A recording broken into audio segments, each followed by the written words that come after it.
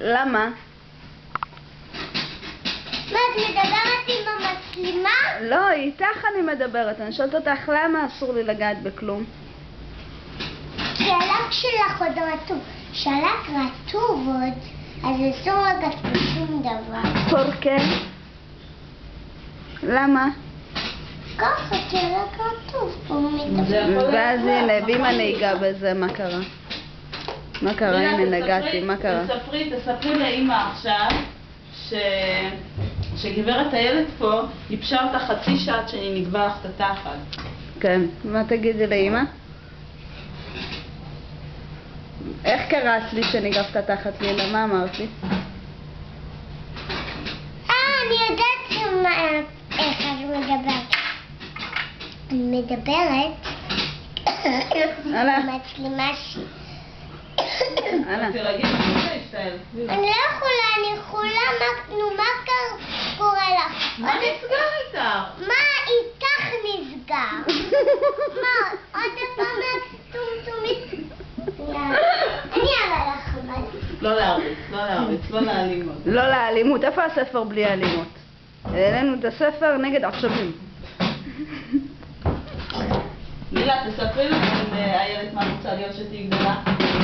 כשאני אהיה גדולה אני אהיה נורא חזקה. וחוץ מזה? חוץ מזה, את תהיי מצרי בסנוקר? שאני אהיה אמא של תינוק. כמו אמא את רוצה להיות? את רוצה להיות אמא כמו אמא? לא, אמא של תינוק. כן, אבל את תהיי אמא טובה כמו אמא? כן, עם מי תעשי תינוק? עם יניר?